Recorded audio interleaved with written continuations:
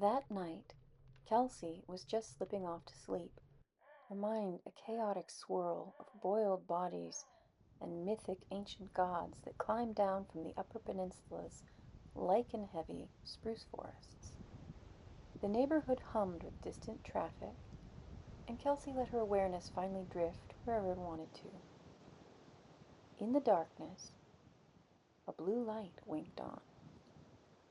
Two lights, too bright, pointed straight at her. A pair of almond eyes glowed and blinked. Kelsie's heart seized. She sat straight up in bed. Someone grabbed her wrists, pinning her arms to her sides with impossible strength. I am a silly girl, she thought, a wave of panic washing over her. What are you doing just lying here in a haunted house as if that were normal? If these things can touch you, they can hurt you, Kel. Sally materialized around the blue eyes, grinning nose to nose with Kelsie. The grandfather clock in the living room began to tick, each tick a deafening cannon shot that reverberated through the house. Do you want to have some fun? What do you want with me? Kelsie finally managed to think, her voice trapped in her throat. A chance to be heard for once, Sally's voice echoed in her mind, sharp and petulant. You've been doing a lot of talking.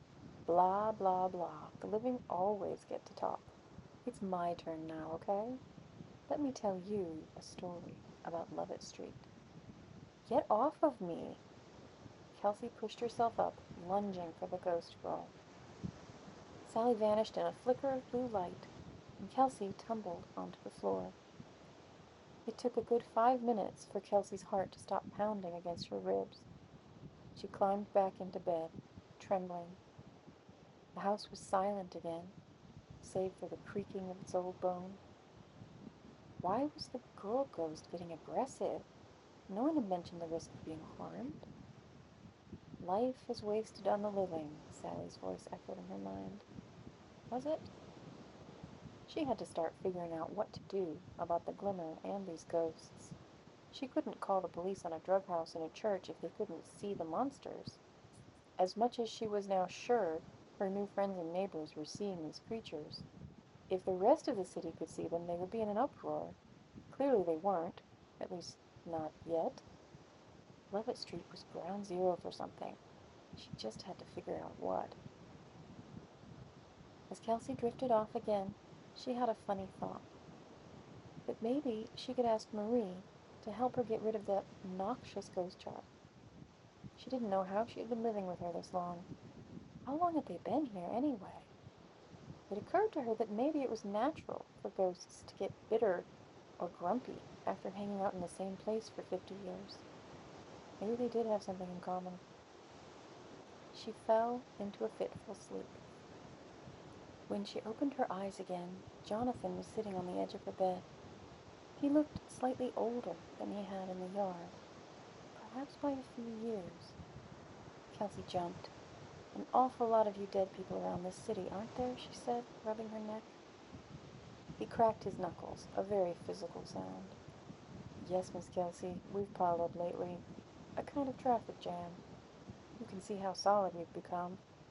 I think normally we would fade, more like a memory. Why haven't you?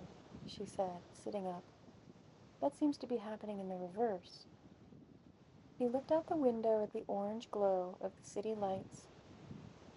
People will tell you it's those drugs, and maybe that's part of it, but I think it's simpler. No one ever wanted to leave Detroit. We all become a part of the city, like it becomes part of us.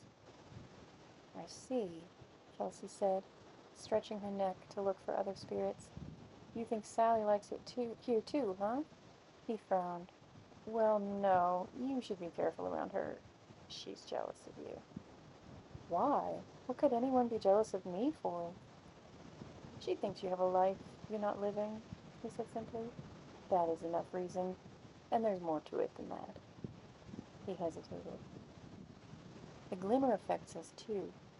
It makes some of us come closer to your energy level in the living dimension, more solid, but it pulls energy from the life force you brought to the city with you. Sally is drawn to that fire. It makes her unstable. She never was a calm child. What is it you want? Sally said you'd been waiting to meet me. How did you know I would come? He scooted closer. I can show you how to navigate this city better than I can tell you, Kelsie, but it is important that you adjust quickly. When you see the past, you must live it like the present, not block it out. Would you allow me to show you my past? Show me how. I can walk you through my life like we're walking through a story. We ghosts spend most of our time reliving the past and looking at possible futures. It's the only way we can feel we affect change, at least until we started climbing back into your dimension with the glimmer. All right, Kelsie said, a strange sense of resolve settling over her. Why are you so interested in helping me, Jonathan? How can we stop the dead from absorbing the energy of the living? Or is that your plan too? No, I am here to help you stop this murder, my friend. Me? Your story and the city's story are becoming one timeline, he said. I saw you coming a long way off. I've explored the timelines for as long as I could wait for you, but yours is the only life path I see that could bring this situation to a happy end. Why not you, Kelsie? I'll do what I can to help, she agreed. You said could, so success isn't guaranteed. He shook his head. Sorry, Kelsie, nothing ever is. She hesitated, but she trusted this roommate of hers already. If hers was the only life path that intersected with the right timeline for a happy ending, maybe there was no other way. She nodded. I'm ready. Let me take you back to the beginning, Jonathan said. He waved his hand in front of her face. Kelsie's eyes closed. She felt a strange, peaceful detachment as her spirit sat up, leaving her physical body resting on the bed. She saw herself step out of her own legs. In the hallway, one of the shabbily dressed teen girl spirits stood watching, her mouth agape. The gilled sea creature peered over her shoulder. Jonathan was standing beside Kelsie's spectral form. He took her hand. I've seen those two spirits before, Kelsie said. Why are they in my house? We are shifting our view of time, Jonathan said. The story isn't in here. We have to travel. Who are those people in the hall? They moved in a few months before you did, he said. They're part of a traffic jam of souls. We'll meet them later. First, I have to show you something. Why can't you just tell me the story? You would never believe me, he said, his voice turning serious. This might take some time to explain, and I don't think we have much time left before the dead join the realm of the living and take everything from you. Take everything? You mean they could kill us? To take our life energy? He grabbed her hand, and the words faded with them into darkness. The grandfather clock chimed as she floated away. They were outside, flying through the night, the wind carrying the acrid scent of the downriver factories. Where are we going? Kelsie asked as the city lights blurred beneath them. Above, the sky was red, that nighttime sparkle of 1,000 streetlights making the whole city glow like a Christmas tree. To a party, Jonathan said. First, I need to show you where the glimmer comes from. Why? So you can stop it, like I think I saw you do. When? In the future. Right, she said, the thing she hadn't figured out how to do yet. Well, here goes.